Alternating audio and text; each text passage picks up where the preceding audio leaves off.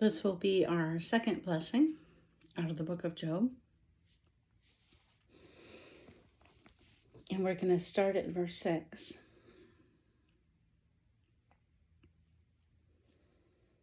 Now there was a day when the sons of God came to present themselves before the Lord.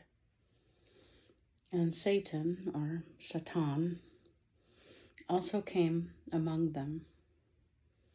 And the Lord said to Satan, "From where do you come?" So Satan answered the Lord and said, "From going to and fro on the earth, and from walking back and forth on it."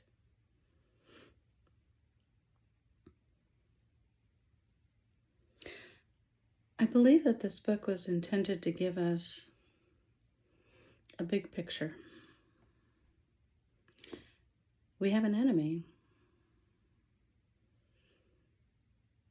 He observes. He makes bargains.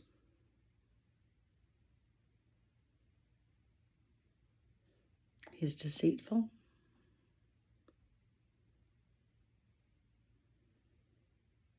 And sometimes he leads us into the lie that our time here is just supposed to be nothing but joy and easy and peaceful and good. It's true that some of our time here is supposed to be exactly that. But I think we would be safe to say there are other things about our time here that are hard.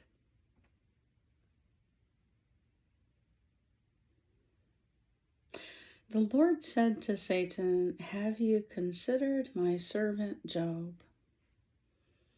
That there is none like him on the earth, a blameless and upright man, one who fears God and shuns evil." Sometimes we have this social contract thinking that if we are living an upright, blameless life and we are shunning evil, that no evil will come our way. This book kind of disproves that thinking. But it's interesting, isn't it, that the Lord pointed Job out to his ancient enemy.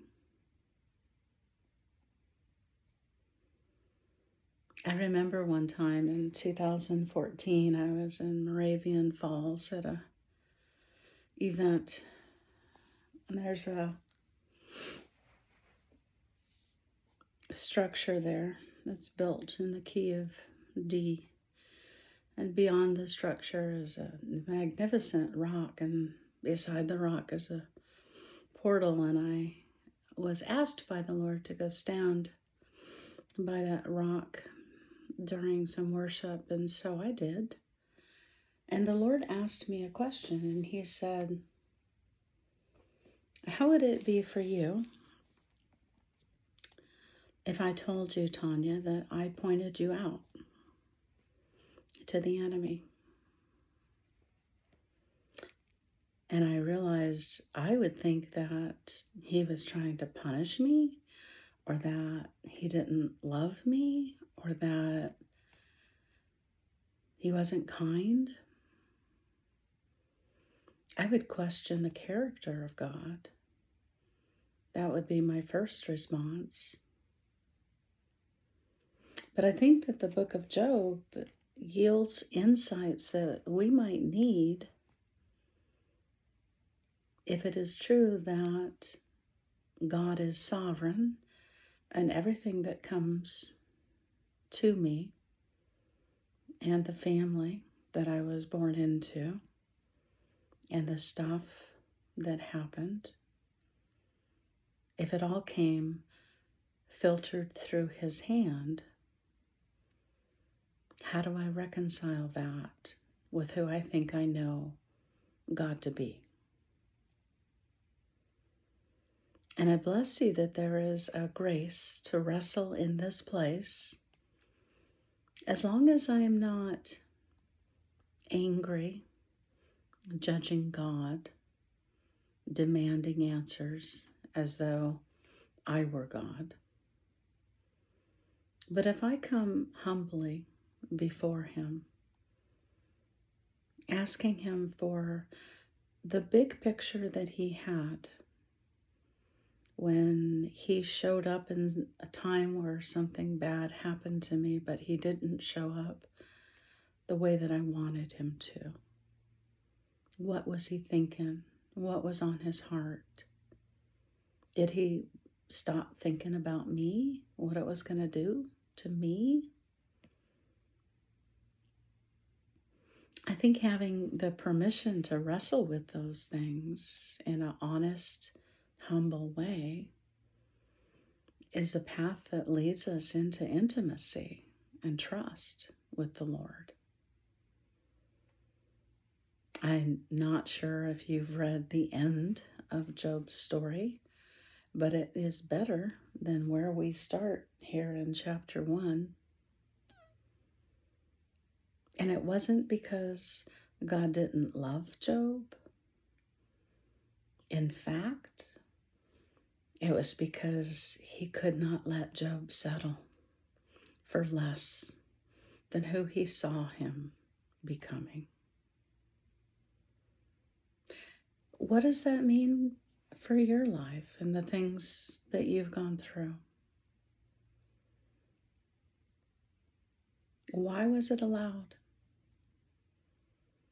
Why didn't God show up as defeating warrior king and just slap the enemy upside the head and make him stop? Coming face to face with that question in my heart has been an important part of my journey. Because as long as I'm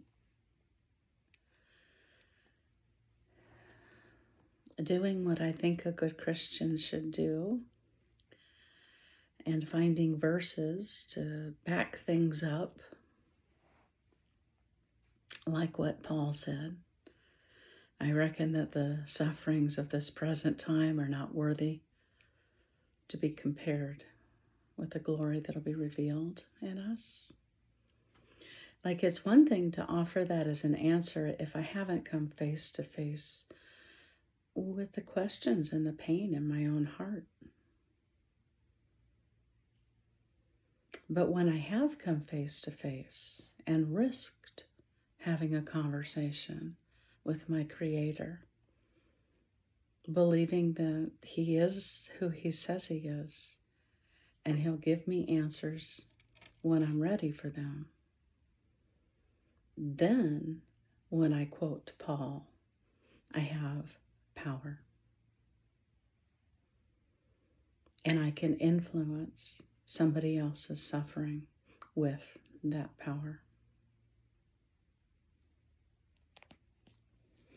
Satan answers the Lord and he says, "Does Job fear God for nothing? Have you not made a hedge around him and around his household? And all around, all that he has on every side? You've blessed the work of his hands, and his possessions have increased in the land. But now, stretch out your hand and touch all that he has, and he will surely curse you to your face." Satan knows it's all about the heart. And when we choose to opt out of being in touch with how it really feels inside to be us, to have stuff happen to us that influences what we believe about God and who He is,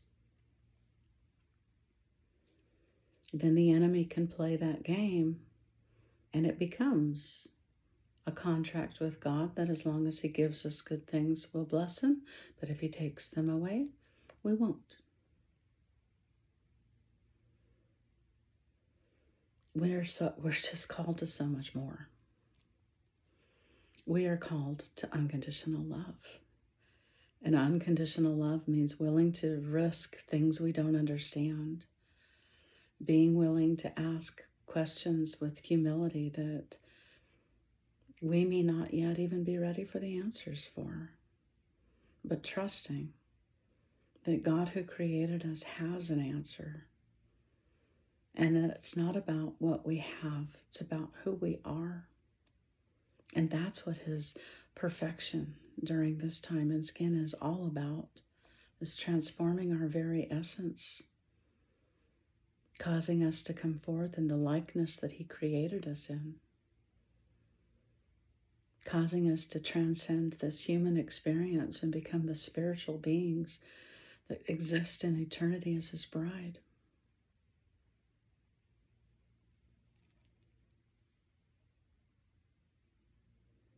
And the Lord said to Satan, "Behold, all that he has is in your power.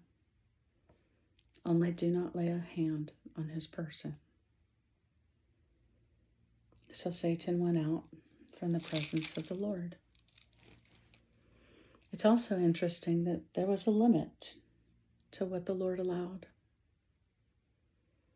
And in every time that I have looked at something historical that was bad that happened to me, and I have found the Lord there, there has always been a limit that he has put on the things that came my way.